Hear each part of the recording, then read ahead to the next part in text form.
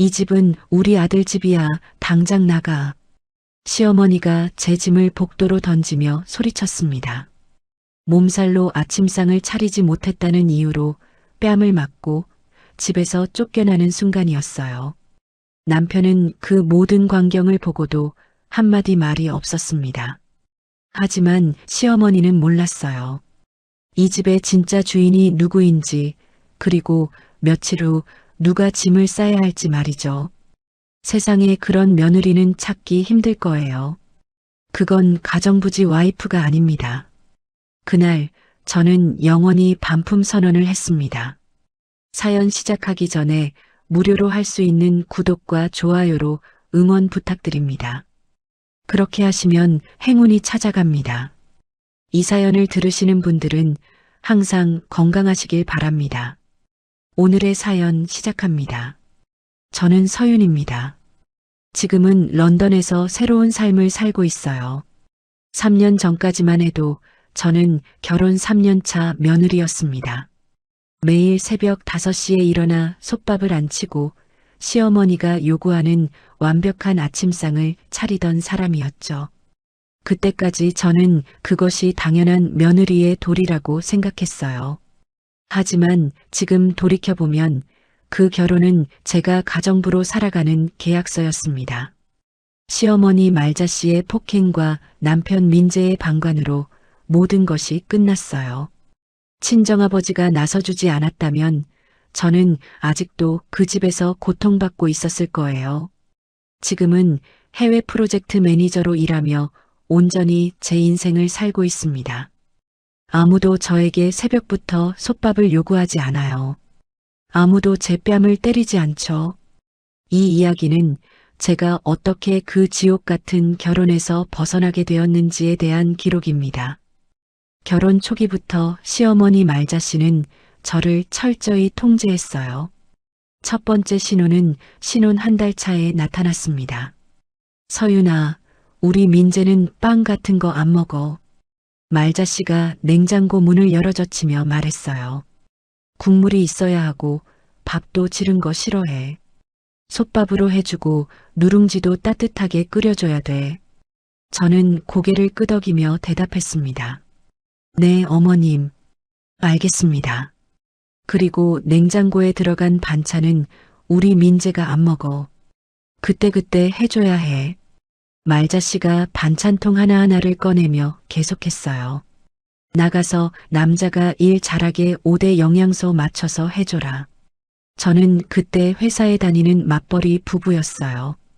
저녁 7시에 퇴근해서 9시까지 저녁을 준비하고 다음날 새벽 5시에 일어나 아침을 차렸죠.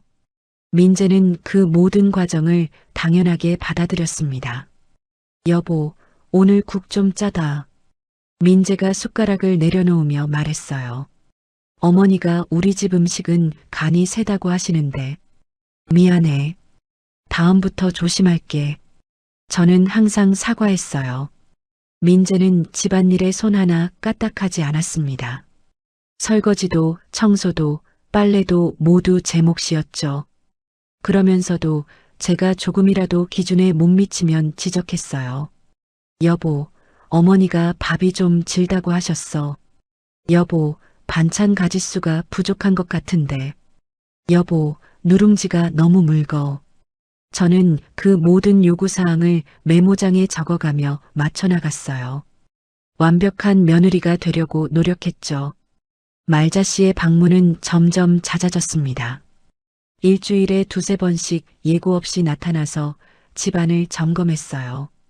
이게 뭐야? 말자 씨가 냉장고에서 김치통을 꺼내며 물었어요. 김치가 이렇게 쉬어도 돼? 어머님, 어제 담근 건데. 제가 말하려는데 말자 씨가 손을 들었습니다. 우리 민재 입맛에 안 맞아. 다시 담가. 그날 저녁 저는 다시 김치를 담갔어요. 회사에서 돌아온 후 밤 11시까지 부엌에서 일했죠. 민재는 소파에 누워 TV를 보고 있었습니다. 고생했어, 여보. 그 한마디가 전부였어요. 이런 일들이 반복되면서 저는 점점 지쳐갔습니다. 회사에서도 집중력이 떨어졌어요. 동료들이 걱정할 정도로 말이죠. 유나, 요즘 많이 힘들어 보인다. 선배 지연 언니가 커피를 마시며 말했어요. 집에서 뭔가 문제 있어? 아니에요, 괜찮아요. 저는 항상 그렇게 대답했습니다. 하지만 마음속으론 한계를 느끼고 있었어요. 매일 새벽 5시에 일어나서 솥밥을 안 치고 시어머니 기준에 맞는 반찬을 만들고 누룽지까지 끓이는 생활. 그리고 그 모든 것을 당연하게 받아들이는 남편. 전환점은 지난 겨울이었습니다. 독감으로 몸살이 심해서 새벽에 일어날 수 없었어요. 그날 아침 민재는 아무 말 없이 회사에 갔습니다. 빵 한 조각도 먹지 않고 말이죠. 저녁에 민재가 돌아왔을 때 표정이 심상치 않았어요. 여보, 오늘 아침 왜 안 차렸어? 민재가 현관문을 닫자마자 물었습니다. 미안해. 몸살이 너무 심해서. 제가 말하려는데 민재가 고개를 저었어요. 어머니한테 연락 갔어. 우리 집 며느리가 아침도 안 차린다고. 그 순간 문 밖에서 발소리가 들렸습니다. 열쇠 돌리는 소리와 함께 말자씨가 들어왔어요. 이게 뭐 하는 짓이야? 말자씨가 현관에서부터 소리를 질렀습니다. 결혼해서 아침도 못 차리면 뭐해? 저는 거실 소파에서 일어나려고 했어요. 어머님, 죄송합니다. 몸이 너무... 그때였습니다. 말자씨가 성큼 다가오더니 아무 말 없이 제 뺨을 세게 때렸어요. 짝! 귓속이 울렸습니다. 저는 순간적으로 균형을 잃고 벽에 부딪혔어요. 민재는 바로 옆에 서서 그 장면을 보고 있었습니다. 그런데 한 발짝도 움직이지 않았어요. 고개를 숙인 채 말이죠. 몸이 아프다고? 말자씨가 손을 털며 말했어요. 시집와서 몸이 아프면 안 되는 거야. 우리 아들 굶기면서 몸이 아프다고? 저는 화끈거리는 뺨을 만지며 민재를 바라봤습니다. 남편이 저를 보호해 주길 바랐어요.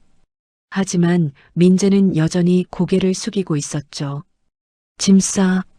말자씨가 방으로 들어가며 말했어요. 이 집은 우리 아들 집이야. 당장 나가. 15분 후 제 짐들이 현관 밖 복도로 던져졌습니다. 옷가지, 화장품, 책들이 복도 바닥에 흩어졌어요. 저는 그 모습을 보며 깨달았습니다. 이 집에서 저의 위치가 아내도 가족도 아니라는 걸 말이에요. 단지 아들을 돌보는 도구에 불과했다는 걸요. 그날 밤 저는 처음으로 친정아버지에게 전화를 걸었습니다. 그날 밤 11시가 넘어서야 저는 친정아버지에게 전화를 걸었습니다.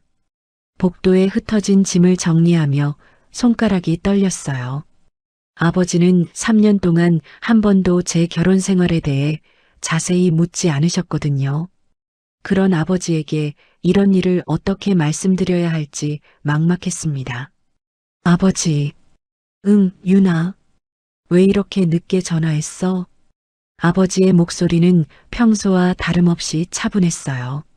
아버지, 저 지금 집에서 쫓겨났어요. 뭐라고? 아버지의 목소리 톤이 확 바뀌었어요. 저는 그동안 참아왔던 모든 이야기를 쏟아냈어요. 새벽마다 솥밥 안 치는 일, 시어머니의 냉장고 점검, 그리고 오늘 있었던 폭행까지. 아버지는 중간에 끊지 않고 끝까지 들어주셨습니다. 그래서 지금 어디 있어? 복도에 앉아 있어요. 짐이 다 나와 있어서. 민재는 뭐 했어? 아무 말도 안 했어요. 그냥 보고만 있었어요. 아버지가 깊게 한숨을 내쉬셨습니다. 유나, 그 집 주소가 뭐야? 서초구 반포동 레미안. 저는 정확한 주소를 말씀드렸어요. 그러자 아버지가 잠시 침묵하시더니 작은 웃음소리를 내셨습니다. 유나, 너 지금 웃긴 소리 하고 있어. 네? 무슨 말씀이세요? 그 집이 내 집인데 누가 너를 쫓아내? 저는 귀를 의심했어요. 아버지, 무슨 말씀이세요? 아, 그러고 보니 너희한테 말 안 했지? 부동산에 위임해놨으니까 난 그냥 처음엔 월세만 들어오는 줄 알았어. 아버지가 차근차근 설명해 주셨어요. 유나, 아버지가 집을 몇 채 가지고 있잖아. 그런데 관리가 힘들어서 부동산 중개소에 위임해뒀어. 네. 그런데 3년 전에 부동산에서 연락이 왔어. 반전세 들어가고 싶다는 사람이 있다고. 저는 점점 이해가 안 되기 시작했어요. 그게 저희였다는 말씀이세요? 그렇지. 근데 난 그냥 일반 세입자인 줄 알았어. 이름만 들어서는 우리 사위인지 몰랐거든. 아버지가 계속 설명하셨어요. 반전세금이 3억이었지? 너희가 1억 5천씩 반반 냈고 월세 200만 원에. 네, 맞아요. 어차피 나중에 너희한테 물려줄 집이니까 상관없다 생각했는데 이런 일이 생겼네. 저는 아직도 믿기지 않았어요. 그럼 시어머니가 아들 집이라고 한 건 헛소리지. 그 집 주인은 나야. 아버지의 목소리가 단단해졌습니다. 유나, 내일 아침에 그 집으로 갈게. 등기부등본부터 떼어와서. 아버지, 걱정하지 마. 누가 진짜 주인인지 똑똑히 보여줄게. 전화를 끊고 나서 저는 어리둥절했어요. 그동안 주눅들어 살았던 이 집이 친정 소유였다니. 그러고 보니 민재가 전세 계약할 때도 저는 아무것도 몰랐어요. 다음 날 아침 저는 찜질방에서 나와 집으로 향했어요. 아버지는 이미 집 앞에서 기다리고 계셨습니다. 손에는 서류 봉투를 들고 계셨죠. 아버지, 유나, 많이 힘들었지? 아버지가 제 어깨를 토닥이며 말씀하셨어요. 그때 집에서 민재가 나왔어요. 평소보다 얼굴이 부어 보였습니다. 장인어른, 안녕하세요. 어젯밤에는 민재야, 우리 좀 얘기해야겠어. 아버지의 목소리가 평소보다 딱딱했어요. 네, 들어가세요. 어머니도 계세요. 민재가 어색하게 문을 열어주었어요. 거실에 들어가자 시어머니 말자 씨가 소파에 앉아 있었어요. 어제와는 다른 복잡한 표정이었습니다. 사돈, 어서 오세요. 말자 씨가 일어나며 인사했어요. 하지만 목소리에 기운이 없었습니다. 앉죠. 아버지가 소파에 앉으며 서류 봉투를 테이블에 놓으셨어요. 할 말이 있어서 왔습니다. 어제 일은 정말 죄송했습니다. 제가 너무 흥분해서. 말자 씨가 고개를 숙이며 말했어요. 흥분해서 사람 뺨을 때리고 집에서 쫓아내요? 아버지가 차가운 목소리로 물으셨어요. 그것도 아들 집이라면서. 그게. 민재가 말을 더듬었어요. 아버지가 서류를 꺼내셨어요. 민재야, 이게 뭔지 알아? 등기부등본. 같은데요? 맞아. 이 집 등기부등본이야. 아버지가 서류를 펼치며 말씀하셨어요. 여기 보니까 이 집 소유자가 정호라고 되어 있네. 내 이름이야. 말자 씨와 민재의 얼굴이 동시에 하얗게 변했어요. 그게 무슨 3년 전에 너희가 반전세 계약한 집이 내 집이야. 아버지가 조용히 말씀하셨어요.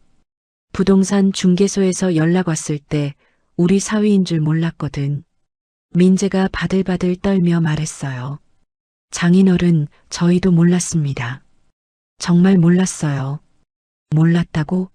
계약할 때 집주인 이름 안 봤어? 그건 부동산에서 처리해줘서. 민재가 변명하듯 말했어요. 말자 씨가 갑자기 소리를 질렀어요. 그럼 우리가 3년 동안 세입자였다는 거예요? 당연하죠. 반전세 세입자였어요. 매달 월세 200같이 내는. 아버지가 다른 서류를 꺼내셨어요. 여기 반전세 계약서 사본도 있어요. 집주인 정호, 세입자 김민재. 말자 씨의 목소리가 높아졌어요. 아니, 그럼 왜 처음부터 말씀 안 하셨어요? 말할 이유가 있었나요? 어차피 나중에 아이들한테 물려줄 집인데. 아버지가 저를 바라보며 말씀하셨어요. 하지만 지금은 생각이 바뀌었어. 아버지, 저는 아직도 실감이 나지 않았어요. 유나, 이제 알겠지? 누가 이 집 주인인지. 아버지가 제 손을 잡으며 말씀하셨어요. 3년 동안 집주인 딸한테 새벽마다 솥밥 시키고 냉장고 검사하고 급기야 뺨까지 때렸네요. 민재가 급하게 말했어요. 장인어른 정말 몰랐습니다. 알았다면 이런 일이. 몰랐다고 해서 때린 게 없어지나? 말자씨가 벌떡 일어났어요. 그럼 우리 보고 나가라는 소리예요? 당연하죠. 아버지가 단호하게 답하셨어요. 집주인 딸을 때리고 쫓아낸 사람이 계속 여기 있을 순 없죠. 사돈, 너무하시는 거 아니에요? 우리가 잘못했으니까 앞으로 잘하겠다고. 3년 동안 기회는 충분히 줬죠. 아버지가 고개를 저으셨어요. 민재가 무릎을 꿇으며 말했어요. 장인어른, 제발 한 번만 용서해 주세요. 다시는 이런 일 없을게요. 민재야, 늦었어. 아버지가 일어서며 말씀하셨어요. 반전세금 정산하자. 너희가 낸 돈은 1억 5천이지? 네. 제가 낸 게 1억 5천이고 윤희가 낸 게 1억 5천이에요. 그럼 내 돈 1억 5천은 돌려줄게. 아버지가 차분히 말씀하셨어요. 하지만 윤희 몫은 안 줘. 그건 내 딸이 낸 돈이니까. 그럼 혼수는요? 말자씨가 급하게 물었어요. 윤희가 가져온 혼수들 말이에요. 혼수는 건드리지 마. 아버지가 단호하게 말씀하셨어요. 그건 내 딸 거야. 내 딸이 해왔으니 빈몸으로 나가. 저는 그제야 상황을 이해했어요. 그동안 제가 무시당하며 살았던 이 집이 사실은 친정 집이었다는 걸. 시어머니가 기고만장하게 아들 집이라고 했던 그 집이 말이에요. 오늘까지 짐 정리해서 나가세요. 아버지가 일어서며 말씀하셨어요. 더 이상 우리 딸이 이런 대우받을 이유는 없어요. 민재가 다시 무릎을 꿇었어요. 장인어른, 정말 다시는 이런 일 없을게요. 어머니도 반성하고 계세요. 민재야, 3년 동안 한 번도 우리 딸 편을 들어준 적 있어? 민재가 대답하지 못했어요. 어제 시어머니가 저를 때릴 때도 그냥 보고만 있었던 게 사실이니까요. 집주인 딸이 맞고 쫓겨나는데도 가만히 있던 사람이 이제 와서 뭘 말해? 아버지의 목소리가 더 차가워졌어요. 저는 그 순간 처음으로 보호받고 있다는 느낌을 받았어요. 3년 만에 처음으로 누군가가 제 편에서 저를 지켜주고 있었습니다. 말자씨가 주저앉으며 중얼거렸어요. 반전세 3억에 월세까지 냈는데 집주인이었다고? 네, 맞아요. 아버지가 또 다른 서류를 꺼내셨어요. 여기 월세 입금 내역서도 있어요. 민재가 그 서류를 보더니 얼굴이 더 하얘졌어요. 장인어른, 이게 매월 200만 원씩 3년간 총 7,200만 원을 받았네. 아버지가 차분히 계산하며 말씀하셨어요. 그럼 우리가 매월 100씩 냈던 월세가. 제가 믿을 수 없다는 표정으로 물었어요. 유나, 그게 다 내 계좌로 들어왔어. 말자씨가 벌떡 일어났어요. 아니, 그럼 우리 며느리가 집주인 딸이면서 월세까지 냈다는 거예요? 그렇죠. 매월 100만 원씩. 아버지가 고개를 끄덕이셨어요. 저는 그제야 모든 게 말이 안 된다는 걸 깨달았어요. 집주인 딸이 매월 월세를 내고, 아버지, 그럼 제가 낸 월세만 3,600만 원이에요? 맞아. 그리고 생활비도 네가 다 냈지? 네. 식비, 공과금, 관리비 다 제가 냈어요. 민재가 바닥을 보며 작은 목소리로 말했어요. 저는 정말 몰랐어요. 몰랐다고? 아버지의 목소리가 차가워졌어요. 집 계약할 때 집주인 이름도 안 보고 했어? 그리고 같은 이름도 많고 부동산에서 다 처리해줘서. 그럼 월세는? 매월 누구한테 보냈는데? 아버지가 통장 내역을 보여주시며 물으셨어요. 민재가 고개를 들지 못했어요. 정우님한테 보냈어요. 정우가 누구야? 그땐 그냥 집주인인 줄만. 설마 장인어른이라고는 생각 못했죠. 말자씨가 갑자기 소리를 질렀어요. 이상하잖아. 왜 우리한테 말 안 했어? 말할 이유가 있었나요? 아버지가 반문하셨어요. 딸이 결혼해서 살 집이 필요하니까 빌려준 건데. 그리고 부모 자식이지만 물려줄 때까지는 공과사는 확실하게 해야죠. 빌려준 거라고요? 말자씨의 목소리가 더 높아졌어요. 그럼 우리한테 월세까지 받은 건 뭐예요? 당연하죠. 월세는 월세예요. 아버지가 담담하게 답하셨어요. 설마 공짜로 살 줄 알았어요? 저는 그동안의 상황들이 하나하나 떠올랐어요. 매월 민재 통장에서 100만 원씩 빠져나간 월세가 아빠에게 들어갔구나. 유나, 너 그동안 생활비 얼마나 썼어? 아버지가 저를 보며 물으셔요. 한 달에 평균 150 정도요. 식비, 공과금, 관리비 포함해서 3년이면 5,400만 원이네. 아버지가 계산하며 말씀하셨어요. 월세 3,600에 생활비 5,400. 총 9천만 원을 네가 냈구나.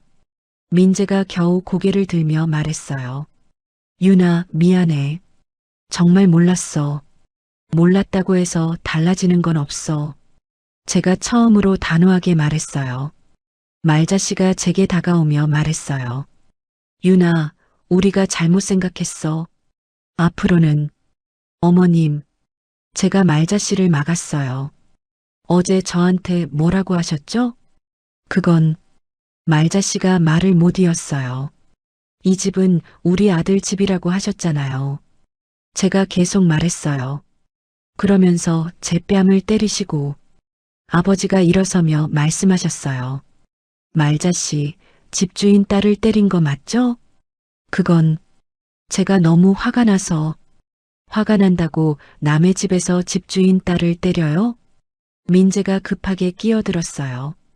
장인어른, 어머니가 정말 반성하고 계세요. 반성으로 되는 일이에요? 폭행이에요, 폭행. 아버지가 휴대폰을 꺼내셨어요. 지금이라도 경찰서에 신고할 수 있어요. 아니에요. 그러지 마세요. 말자씨가 급하게 손을 내저었어요.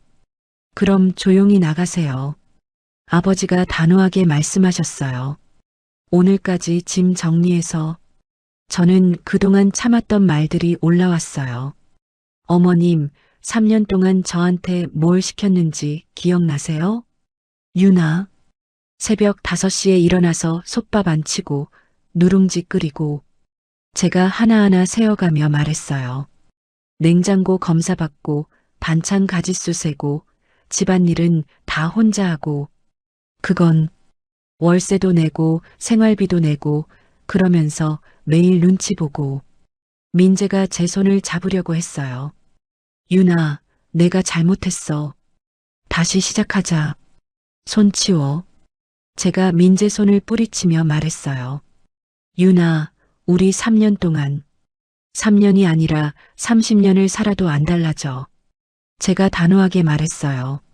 아버지가 저를 보며 물으셨어요. 유나, 너 어떻게 하고 싶어? 이혼하고 싶어요. 제가 처음으로 확실하게 말했어요. 말자씨가 깜짝 놀라며 소리쳤어요. 이혼? 그게 무슨 소리야? 당연한 소리죠. 제가 말자씨를 똑바로 보며 말했어요. 시어머니한테 맞고 집에서 쫓겨났는데 계속 살 이유가 있나요? 민재가 무릎을 꿇으며 말했어요. 유나, 제발. 한 번만 용서해줘. 3년 동안 한 번도 제 편을 들어준 적 없잖아. 제가 민재를 내려다보며 말했어요. 내가 어렸어서. 어렸어서? 제가 웃음이 나왔어요. 30대가 어려서 아내 맞는 걸 가만히 봤다고? 아버지가 서류를 정리하며 말씀하셨어요. 민재야, 반전세 보증금 3억 중에 내 목 1억 5천은 돌려줄게. 장인어른. 그리고 월세도 내가 계산해서 돌려줄 생각이야. 민재가 놀라며 물었어요. 월세를 왜요?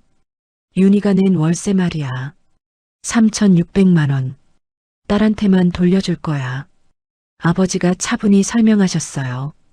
딸이 자기 집에서 살면서 월세 낼 이유는 없잖아. 저는 그제야 깨달았어요. 그동안 제가 얼마나 억울한 생활을 했는지. 집주인 딸이면서 세입자처럼 살고 월세까지 내고 생활비까지 부담하면서. 윤아, 이제 결정해. 아버지가 제 어깨에 손을 올리며 말씀하셨어요. 이 결혼 계속할 거야? 끝낼 거야? 저는 더 이상 망설이지 않았어요. 끝낼게요. 확실해? 네, 확실해요. 민재가 마지막으로 애원했어요. 윤아, 정말 마지막이야. 다시 생각해봐. 3년 동안 생각할 시간은 충분했어. 제가 단호하게 답했어요. 그때 말자씨가 갑자기 화를 내며 소리쳤어요. 그럼 이혼하든 뭘 하든 해. 우리도 이런 집 나가고 싶어. 어머니. 민재가 말자씨를 말렸지만 이미 늦었어요. 아버지가 냉소적으로 웃으시며 말씀하셨어요. 좋아요. 그렇게 나가세요. 네, 나갈게요. 말자씨가 소리치며 방으로 들어갔어요. 저는 그 모습을 보며 마음이 편해졌어요. 더 이상 이 사람들과 가족으로 살아야 할 이유가 없다는 걸 확실히 느꼈거든요. 말자씨가 방에서 쿵쿵거리며 짐을 싸는 소리가 들렸어요. 옷장 문이 열리고 닫히는 소리, 물건들이 바닥에 떨어지는 소리가 계속 났습니다. 민재는 소파에 앉은 채 고개를 떨구고 있었어요. 민재야. 아버지가 민재를 부르셨어요. 네, 장인어른. 이혼 서류는 내일 가져올게. 민재가 깜짝 놀라며 고개를 들었어요. 벌써요? 윤희가 결심했으니까. 아버지가 저를 보며 말씀하셨어요. 윤아, 정말 마음 바뀔 일 없지? 아버지가 한 번 더 확인하셨어요. 네, 없어요. 제가 단호하게 답했어요. 그때 방에서 말자씨가 나왔어요. 손에는 큰 가방을 들고 있었습니다. 다 쌌어. 당장 나갈게. 어머니, 진정하세요. 민재가 일어서며 말했어요. 지금 어디 갈 곳이 있어요? 모텔이든 어디든 가면 되지. 말자씨가 소리치며 현관으로 향했어요. 이런 집에서 하루도 더 못 살겠어. 민재가 급하게 말자씨를 막았어요. 어머니, 생각 좀 하세요. 돈도 정리하고 가야죠. 무슨 돈? 우리 돈 따로 있어. 아버지가 일어서며 말씀하셨어요. 말자씨, 진정하세요. 진정하라고요? 지금 이 상황에서? 말자씨가 아버지를 노려보며 소리쳤어요. 소리 지르실 일이 아니에요. 아버지가 침착하게 말씀하셨어요. 정리할 것도 많고 돈 계산도 해야 하니까. 무슨 정리요? 말자씨가 가방을 바닥에 던졌어요. 3년 동안 며느리인 줄 알고 부린 게 집주인 딸이었다니. 저는 말자씨를 똑바로 보며 말했어요. 어머님, 그럼 제가 집주인 딸이 아니었다면 때려도 되는 건가요? 뭐, 며느리면 뺨 맞아도 되고 집에서 쫓겨나도 되는 건가요? 말자씨가 대답하지 못했어요. 저는 계속 말했어요. 제가 누구 딸이든 상관없이 사람을 때리면 안 되는 거 아닌가요? 민재가 제 앞으로 와서 무릎을 꿇었어요.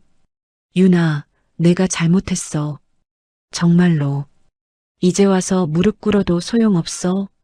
제가 민재를 내려다보며 말했어요. 그럼 어떻게 하면 돼? 뭘 하면 용서받을 수 있어? 민재가 눈물을 흘리며 물었어요. 용서는 무슨? 3년이면 충분했어. 아버지가 민재에게 말씀하셨어요. 민재야, 일어나. 무릎 꿇는다고 달라지는 건 아니야. 장인어른. 남자가 울지 말고 책임져. 민재가 울음을 그치며 일어났어요. 책임진다는 게 뭔가요? 깨끗하게 이혼해 주는 거지. 아버지가 단호하게 답하셨어요. 말자 씨가 다시 소리를 질렀어요. 이혼이 뭐가 책임이에요? 결혼했으면 끝까지 해야죠. 어머님, 제가 말자 씨를 보며 말했어요. 어제 저를 때리시면서 뭐라고 하셨죠? 그건 당장 나가라고 하지 않으셨나요? 제가 차분히 물었어요. 그때는 이혼 생각 안 하셨어요? 말자 씨가 입을 다물었어요. 저는 계속 말했어요. 편할 때는 며느리 내치고 불리해지니까 이제 끝까지 하자고 하세요. 아버지가 시계를 보시며 말씀하셨어요. 벌써 3시네. 오늘 안에 나가실 거면 서둘러야겠어요. 오늘 안에요? 민재가 놀라며 물었어요. 당연하죠. 어제 우리 딸을 쫓아냈는데 하루도 더 있을 생각이에요? 아버지의 목소리가 차가워졌어요. 민재가 급하게 말했어요. 장인어른, 그래도 짐 정리할 시간은 주세요. 3시간이면 충분하죠. 3시간으로는 3년 동안 우리 딸 고생시킨 거 생각하면 3분도 아깝지. 아버지가 단호하게 말씀하셨어요. 저는 부엌으로 가서 제 혼수를 확인했어요. 냉장고, 세탁기, 에어프라이어, 전자레인지 모두 제가 결혼할 때 가져온 것들이었습니다. 아버지, 이 가전제품들 다 가져갈게요. 제가 거실로 나와서 말했어요. 당연히 가져가야지. 내 혼수잖아. 말자 씨가 깜짝 놀라며 소리쳤어요. 그럼 우리는 뭘로 살아요? 그건 어머님이 알아서 하실 일이죠. 제가 덤덤하게 답했어요. 냉장고까지 가져간다고? 네, 제 돈으로 산 거니까요. 그럼 음식은 어디다 보관해? 아버지가 끼어들어 말씀하셨어요. 말자 씨, 남의 물건에 욕심내지 마세요. 남의 물건이 뭔가요? 3년 동안 같이 썼는데 같이 썼다고 주인이 바뀌나요? 민재가 제게 다가와서 말했어요. 유나, 가전제품은 놔두고 가면 안 돼? 왜요? 우리도 써야 하잖아. 제가 민재를 보며 웃었어요. 정말 뻔뻔하네. 뻔뻔하다니. 제 혼수를 왜 당신들이 써야 해요? 아버지가 휴대폰을 꺼내셨어요. 용달차 불러야겠네. 혼수 옮기려면. 지금요? 민재가 당황해서 물었어요. 언제요? 내일요? 말자 씨가 급하게 말했어요. 사돈, 좀 천천히 합시다. 천천히? 아버지가 반문하셨어요. 어제 우리 딸 쫓아낼 때는 안 천천히 하셨잖아요. 저는 방으로 가서 제 옷들을 챙기기 시작했어요. 3년 동안 모은 옷가지들이 꽤 많았습니다. 하나하나 개어서 가방에 넣으며 생각했어요. 이 옷들을 입고 얼마나 많은 눈치를 받는지. 민재가 방문 앞에서 서서 말했어요. 유나, 정말 가는 거야? 당연하죠. 제가 가방을 정리하며 답했어요. 우리 추억은? 3년 동안의 추억은 뭐가 돼? 추억이요?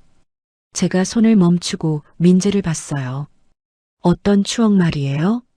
결혼식도 올리고 신혼여행도 갔잖아. 그런 게 추억이에요? 하루 이틀 있던 일이? 제가 다시 옷을 개며 말했어요. 그럼 나머지 3년은 뭐야? 지옥이었죠. 제가 단호하게 답했어요. 매일 새벽 5시에 일어나서 솥밥 안 치고 시어머니 눈치 보던 게 추억인가요? 민재가 대답하지 못했어요. 저는 계속 말했어요. 냉장고 검사받고 반찬 가짓수 세고 생활비 혼자 내던 게 좋은 추억이에요? 그건 내가 잘못한 거지만 잘못했다는 걸 이제 알았어요? 제가 민재를 똑바로 보며 물었어요. 알았으니까 이제 고치겠다고. 3년 늦었어요. 늦어도 지금부터라도. 제가 마지막 옷을 가방에 넣으며 말했어요. 민재 씨, 저는 더 이상 당신하고 살고 싶지 않아요. 유나. 그리고 제 이름 함부로 부르지 마세요. 이제 남남이에요. 거실에서 아버지가 부르셨어요. 유나, 용달차 왔어. 네, 가요. 저는 가방을 들고 방에서 나왔어요. 민재가 따라 나오며 마지막으로 말했어요. 정말 이게 끝이야? 네, 끝이에요. 용달차 기사님이 가전제품들을 하나씩 옮기기 시작했어요. 말자 씨는 소파에 앉아서 그 모습을 멍하니 바라봤습니다.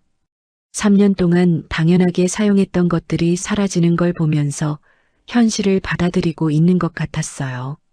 마지막으로 냉장고가 나갈 때 말자 씨가 중얼거렸어요. 이제 정말 끝이구나. 모든 짐이 나간 집은 을씨년스럽게 비어 있었어요. 벽에는 냉장고와 세탁기가 있던 자리만 하얗게 남아 있었습니다. 말자 씨는 빈 부엌을 멍하니 바라보고 있었어요. 어머니, 이제 어디로 갈까요? 민재가 조심스럽게 물었어요. 모르겠어. 네가 알아서 해. 말자 씨가 힘없는 목소리로 답했어요. 아버지가 서류를 정리하며 말씀하셨어요. 민재야, 계좌번호 알려줘. 보증금 1억 5천 보내줄게. 아, 네. 민재가 휴대폰을 꺼내 계좌번호를 불러주었어요. 민재가 고개를 푹 숙이며 말했어요. 장인어른 죄송합니다. 정말로 미안하다고 달라지는 건 없어. 아버지가 차갑게 답하셨어요. 저는 마지막으로 집안을 둘러봤어요. 3년 동안 제가 새벽마다 일어나서 밥을 차리던 부엌. 시어머니가 냉장고를 열어서 검사하던 그 냉장고 자리. 어제 제가 뺨을 맞고 쓰러진 거실. 다 끝났네요. 제가 중얼거렸어요. 민재가 제게 다가와서 말했어요. 유나, 정말 마지막으로 한 번만. 이미 마지막이라고 했잖아요. 제가 민재를 보지도 않고 답했어요. 그럼 이혼 서류에 사인할게. 민재가 체념한 듯 말했어요. 당연히 해야죠. 말자 씨가 갑자기 제 앞으로 와서 무릎을 꿇었어요. 유나, 시어머니가 잘못했어. 어머님, 일어나세요. 제가 말자 씨를 보며 말했어요.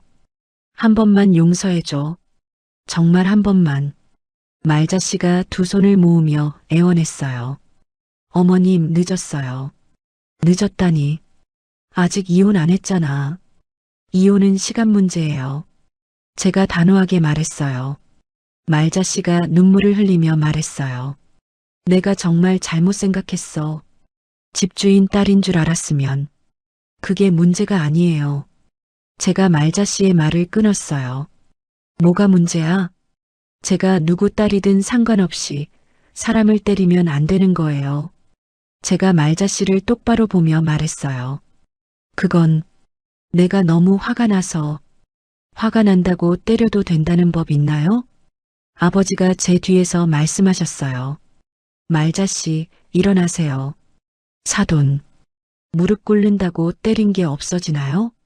말자 씨가 천천히 일어났어요. 그럼 정말 방법이 없는 거예요? 없어요. 제가 확실하게 답했어요. 민재가 마지막으로 말했어요. 유나, 나는 너를 사랑했어. 사랑이요? 제가 비웃으며 말했어요. 사랑하는 사람이 맞는 걸 그냥 봐요? 그때는 사랑하는 사람한테 새벽마다 솥밥 시켜요? 민재가 대답하지 못했어요. 저는 계속 말했어요. 사랑하는 사람이 생활비까지 혼자 부담하는 걸 당연하게 생각해요? 내가 잘못 생각했어. 민재가 고개를 떨어뜨리며 말했어요. 그래요. 잘못 생각하셨어요. 아버지가 시계를 보시며 말씀하셨어요. 벌써 6시네. 이제 정말 가야겠어. 네, 가요. 제가 가방을 들며 답했어요. 현관 앞에서 아버지가 열쇠를 회수하셨어요. 열쇠 주세요. 네. 민재가 열쇠를 건네주었어요.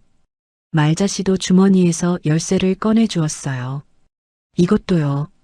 네. 아버지가 2개의 열쇠를 받아 주머니에 넣으셨어요. 이제 끝이네요. 저는 마지막으로 이 집을 둘러봤어요. 3년간의 지옥이 끝나는 순간이었습니다. 더 이상 새벽에 일어나서 솥밥을 안 치지 않아도 되고 시어머니 눈치를 보지 않아도 되고 매달 월세를 내지 않아도 되는 거였어요. 그동안 고생했어. 민재가 작은 목소리로 말했어요. 이제 와서 그런 말 하지 마세요. 제가 냉정하게 답했어요. 말자 씨가 마지막으로 말했어요. 유나, 시어머니가 정말 미안해. 어머님도 앞으로 잘 사세요. 제가 덤덤하게 인사했어요. 현관문을 나서면서 아버지가 말씀하셨어요. 유나, 이제 자유야. 네, 아버지. 제가 깊게 숨을 들이마셨어요. 복도에서 뒤를 돌아보니 민재와 말자 씨가 문 앞에 서 있었어요. 두 사람 모두 넋이 나간 표정이었습니다. 3년 동안 당연하게 생각했던 모든 것이 사라진 현실을 받아들이고 있는 것 같았어요. 엘리베이터를 타면서 아버지가 물으셨어요. 후회 안 해? 전혀요. 제가 확신에 찬 목소리로 답했어요. 그래, 잘했어. 아버지가 제 어깨를 토닥이며 말씀하셨어요. 이런 취급받으면서 살 필요 없어. 1층에 도착해서 건물을 나오는데 휴대폰이 울렸어요. 민재에게서 온 문자였습니다. 정말 고마웠어. 행복하게 살아. 저는 그 문자를 보고 삭제했어요. 이제 민재와는 아무 관계도 없었거든요. 아버지, 이혼 서류 언제 가져오실 거예요? 내일 아침에 가져갈게. 빨리 끝내고 싶어요. 응, 빨리 끝내자. 택시를 타고 친정으로 가면서 저는 창밖을 바라봤어요. 3년 만에 처음으로 마음이 가벼워졌어요. 더 이상 누구 눈치도 보지 않고 새벽에 일어나지도 않고 월세도 내지 않아도 되는 자유. 아버지, 감사해요. 뭘? 아버지가 아니었으면 평생 그렇게 살았을지도 몰라요. 아버지가 제 손을 잡으시며 말씀하셨어요. 우리 딸이 그런 취급받는 걸 내가 어떻게 봐. 정말 감사해요. 택시가 친정 앞에 도착했어요. 3년 만에 돌아온 집이었습니다. 어머니가 문 앞에서 기다리고 계셨어요. 유나, 많이 힘들었지? 어머니가 제게 달려오며 말씀하셨어요. 이제 괜찮아요, 어머니. 그날 밤 제 방에 누워서 생각했어요. 내일부터는 완전히 새로운 인생이 시작되는 거라고. 그리고 처음으로 마음 편히 잠들었습니다. 이혼 서류에 도장을 찍은 다음 날 저는 3년 만에 처음으로 늦잠을 잤어요. 오전 10시까지 푹 자고 일어났습니다. 새벽 5시 알람도 솥밥 안 칠 걱정도 없는 아침이었어요. 유나, 아침 먹어. 어머니가 상을 차리시며 말씀하셨어요. 감사해요, 어머니. 제가 식탁에 앉으며 답했어요.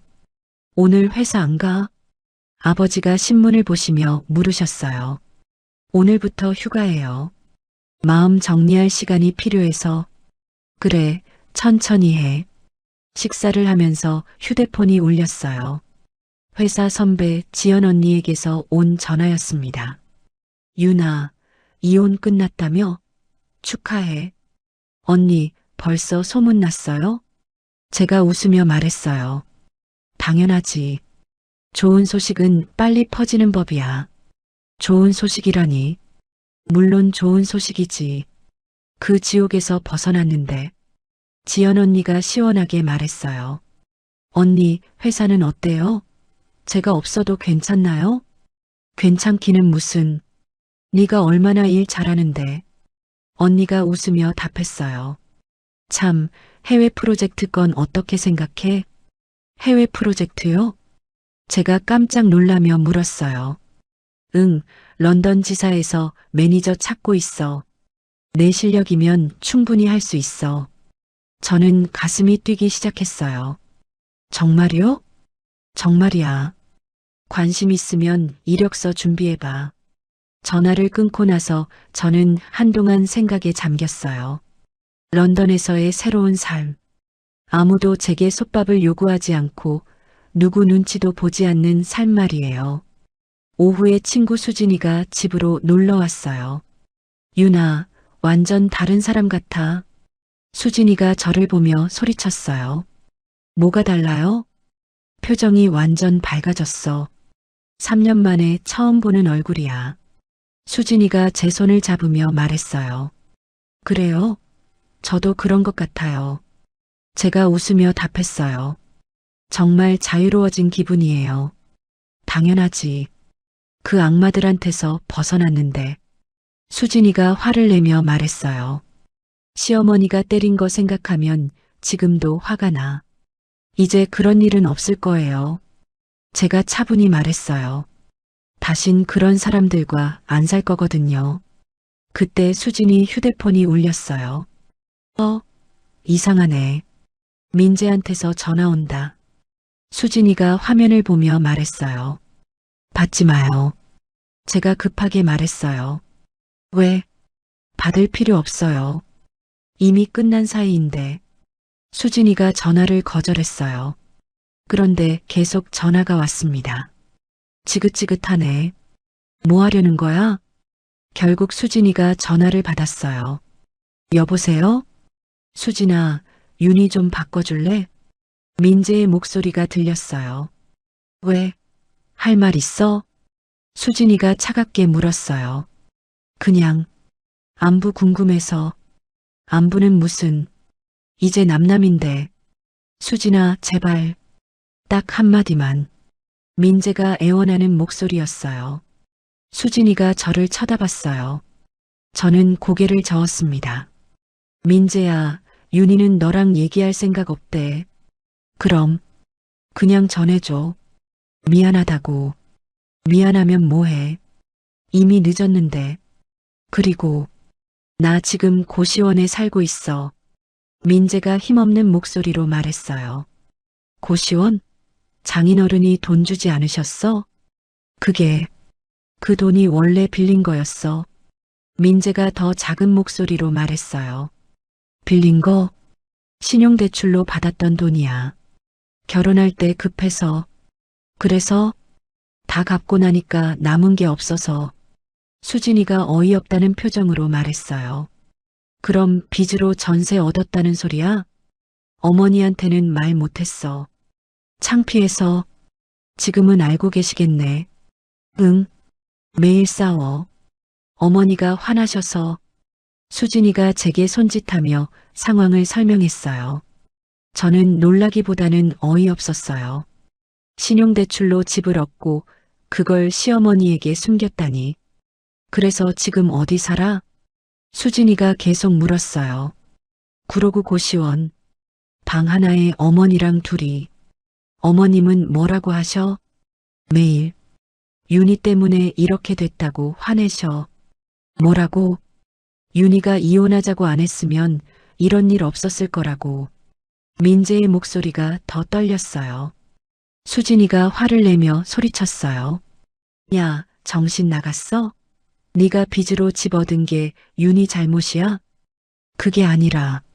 그리고 시어머니가 윤희 때렸잖아. 그것도 윤희 잘못이야? 아니야. 그건 어머니가 잘못하신 거지만. 그럼 뭐야? 맞고도 계속 살라는 거야? 수진이가 목소리를 높였어요. 아니야. 그냥. 민재가 말을 잇지 못했어요. 그냥 뭐야? 너무 힘들어서. 어디다 하소연할 데도 없고. 그래서 윤희한테 하소연하려고. 저는 수진이에게 전화기를 달라고 손짓했어요. 민재 씨. 제가 전화기를 받아 말했어요. 윤아. 민재의 목소리가 밝아졌어요. 저한테 전화하지 마세요. 윤아, 내가. 아직도 모르겠어요? 제가 차갑게 말했어요. 뭘? 본인이 신용대출 받은 거잖아요. 그게 제 잘못인가요? 그건 아니지만 시어머니가 절 때린 것도 제 잘못이고 지금 고시원에 사는 것도 제 잘못이에요? 아니야, 그런 게 아니라. 그럼 뭐예요? 제가 단호하게 물었어요. 그냥 예전으로 돌아갈 수는 없을까? 저는 웃음이 나왔어요. 돌아가서 뭐 하게요? 다시 맞으면서 살라고요? 그런 일은 없을 거야. 어떻게 확신해요? 내가 지키겠어. 3년 전에도 그런 말 하셨잖아요.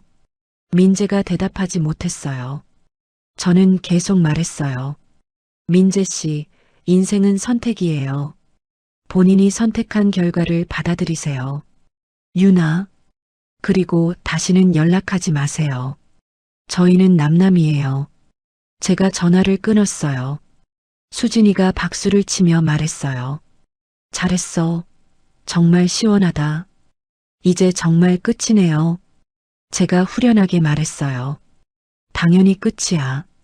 그런 인생 살 이유 없어. 다음 주 해외 프로젝트 면접 결과는 합격이었어요. 런던 지사 아시아 마케팅 매니저 자리였습니다. 연봉도 지금보다 2배나 많았어요. 유나, 정말 가는 거야? 어머니가 걱정스럽게 물으셨어요. 네, 가고 싶어요. 혼자서 외국에서 사는 게 쉬운 일이 아닌데. 괜찮아요, 어머니. 이제 혼자서도 잘할 수 있어요. 아버지가 제 손을 잡으시며 말씀하셨어요. 유나, 아버지는 네가 어떤 선택을 하든 응원할게. 고마워요, 아버지. 출국 1달 전쯤 수진이가 또 소식을 전해줬어요. 유나, 시어머니 병원 입원했대. 왜요? 스트레스로 쓰러지셨나 봐. 고시원 생활이 힘드신가 보다. 아, 저는 별다른 감정이 들지 않았어요. 그런데 치료비가 없어서 며칠 만에 퇴원하셨대. 그래요. 민재가 아르바이트비로 근근히 생활하고 있다던데. 수진아, 이제 그런 얘기 안 했으면 좋겠어. 제가 조용히 말했어요. 왜? 더 이상 제 인생과 상관없는 사람들이니까. 그렇긴 하지만 정말 상관없어요. 출국 일주일 전 우연히 그 동네를 지나가다가 민재를 봤어요. 편의점에서 나오는데 많이 야위어 보였습니다. 봉투 하나에 컵라면과 김밥이 들어 있었어요. 저는 그냥 지나쳤어요. 더 이상 그 사람과는 아무 상관 없었거든요. 출국 당일 공항에서 아버지가 말씀하셨어요. 유나, 행복하게 살아. 네, 아버지. 정말 행복하게 살게요. 그리고 절대 누구한테든 무시당하며 살지 마. 그런 일은 다신 없을 거예요. 비행기에 올라 창밖을 바라보며 생각했어요. 민재는 빚으로 집을 얻고 그것도 시어머니에게 숨기고 살았구나. 그러면서 제게는 집주인 행세를 하고 시어머니는 아들 집이라고 우겼고 결국 모든 게 거짓이었던 셈이죠.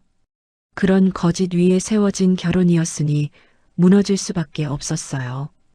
이제 저는 정말로 자유로워졌습니다.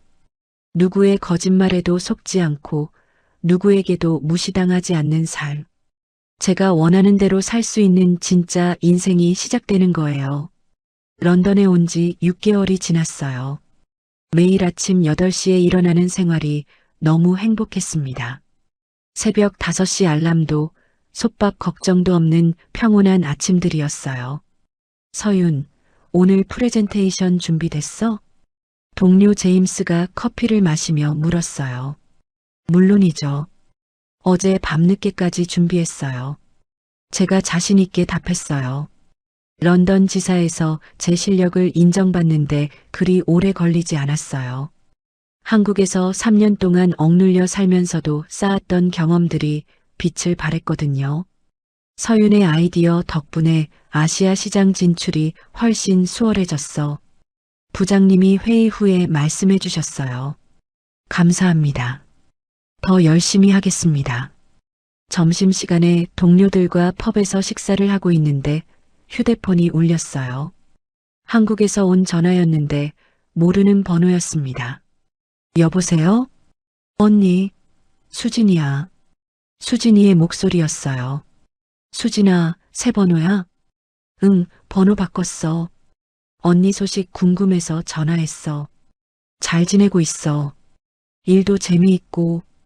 제가 런던 거리를 바라보며 답했어요. 정말 다행이다. 그런데 언니 민재 소식 들었어? 아니, 궁금하지도 않고 제가 단호하게 답했어요. 그래도 들어봐. 완전 망했어. 수진이가 흥미진진한 목소리로 말했어요. 어떻게요? 시어머니 입원비 때문에 빚이 더 늘었대. 아르바이트로는 감당이 안 되니까. 그래요.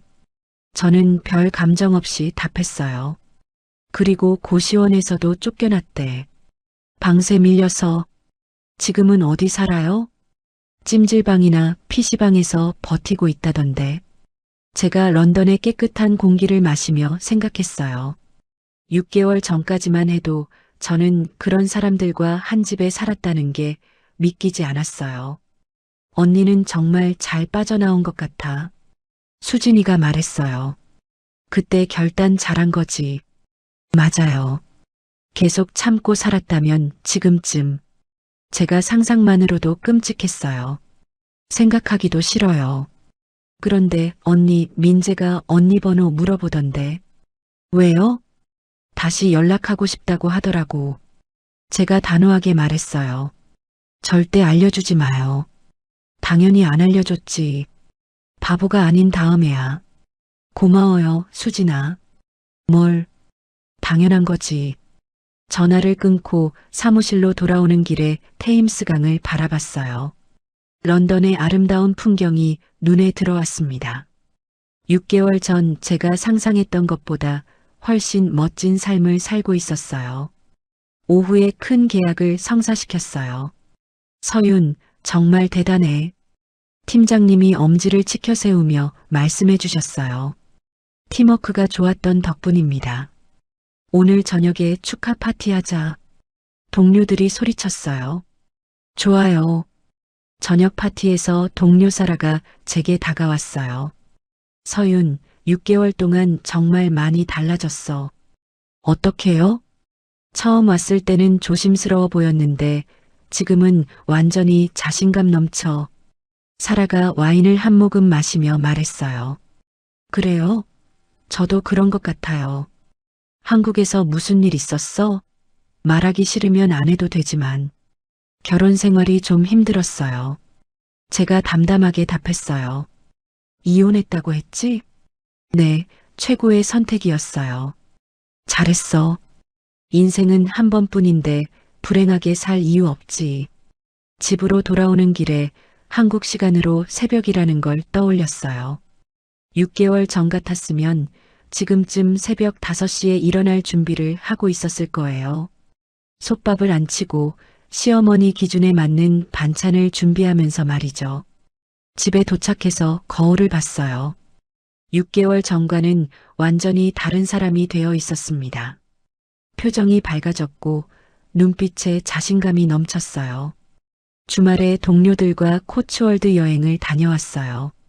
아름다운 영국 시골 풍경을 보며 생각했어요. 3년 전 신혼여행 때도 이렇게 자유롭고 행복했던 적이 있었나 싶었거든요. 서윤, 사진 찍어줄까? 제임스가 카메라를 들며 말했어요. 네, 부탁해요. 사진을 찍으며 저는 진심으로 웃을 수 있었어요. 누구 눈치도 보지 않고 아무 걱정도 없이 웃는 모습이었습니다.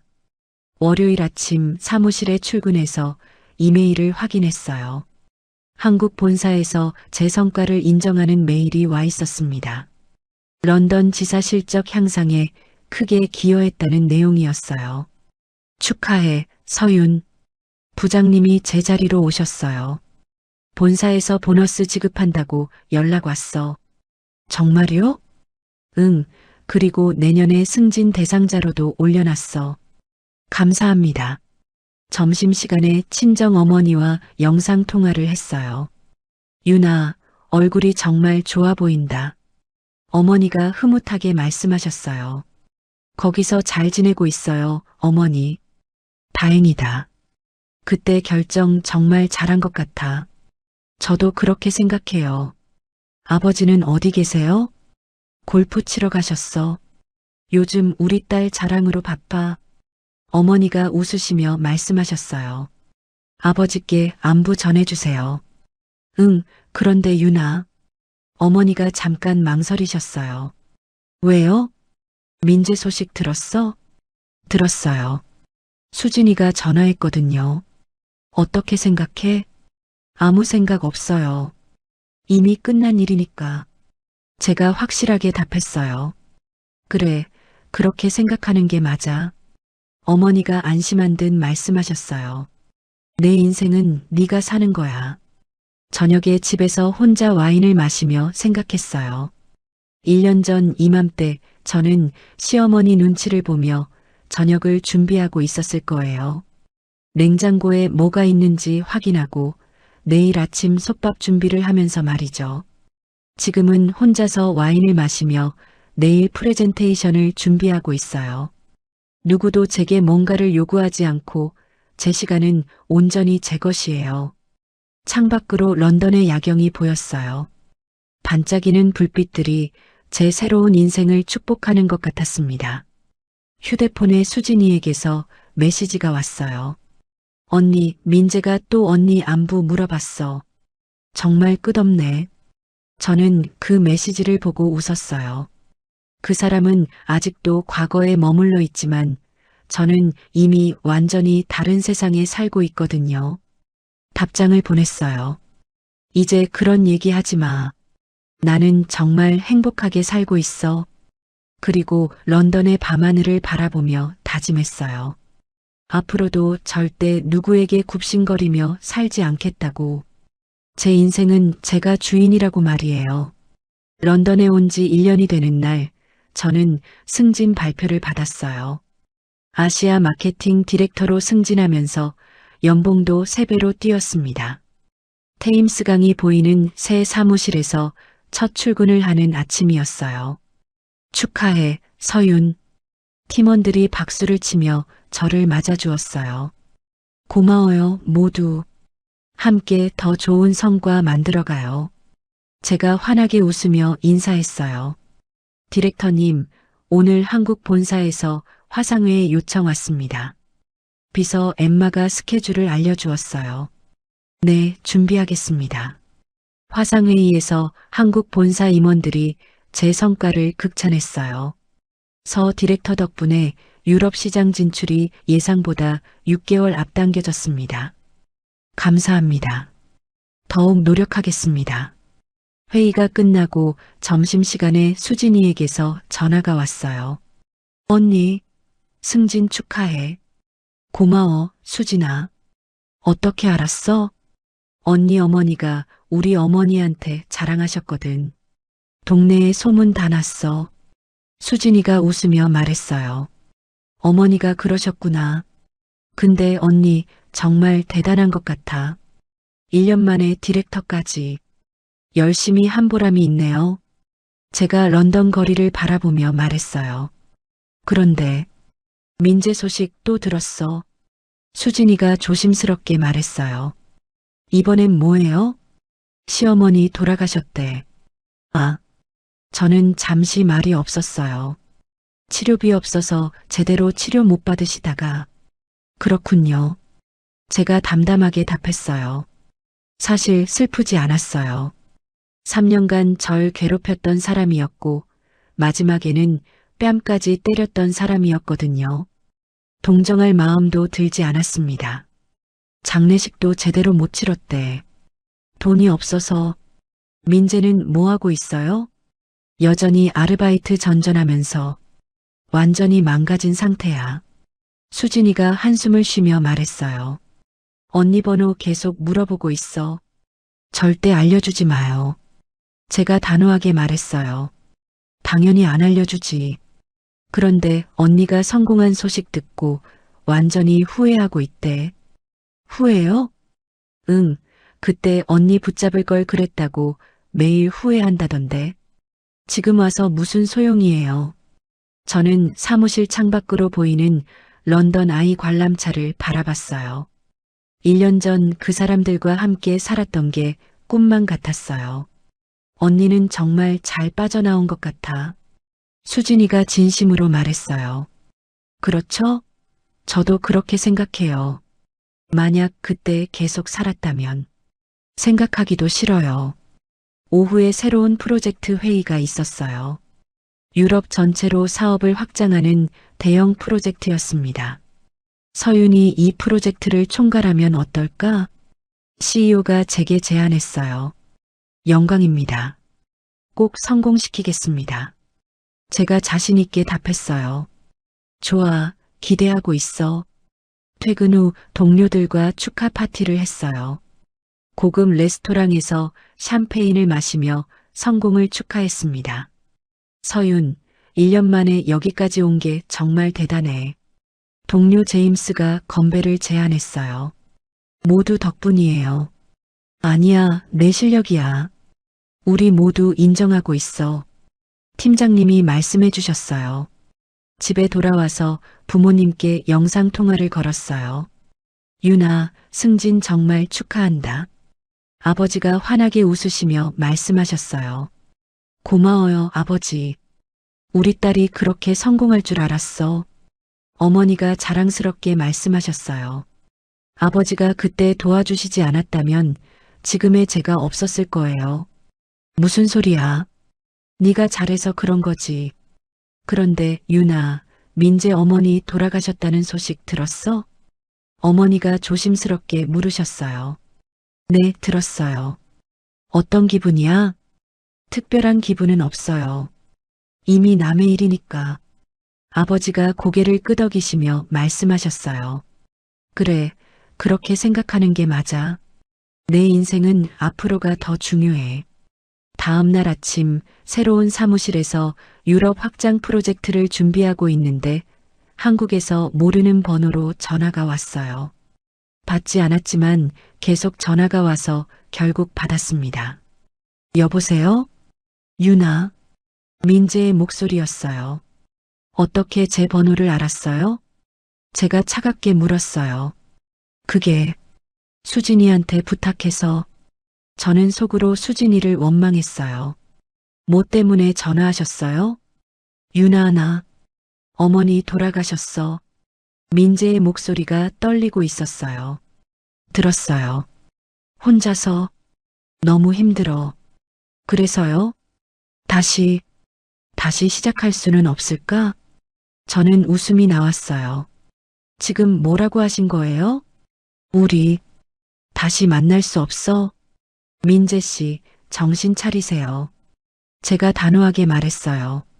저는 지금 런던에서 디렉터로 일하고 있어요. 알아. 수진이한테 들었어. 그럼 왜 이런 말씀을 하세요? 나도 잘 살 수 있어. 다시 기회를 주면. 기회요? 제가 비웃으며 말했어요. 3년 동안 기회는 충분히 있었잖아요. 그때는 내가 어렸어서 안에 맞는 걸 가만히 봤다고요? 민재가 대답하지 못했어요. 저는 계속 말했어요. 민재 씨, 저는 이제 완전히 다른 사람이에요. 하지만 뭐요? 저보고 다시 돌아가서 새벽에 솥밥 안 치라고요? 아니야, 그런 건 아니야. 그럼 뭐예요?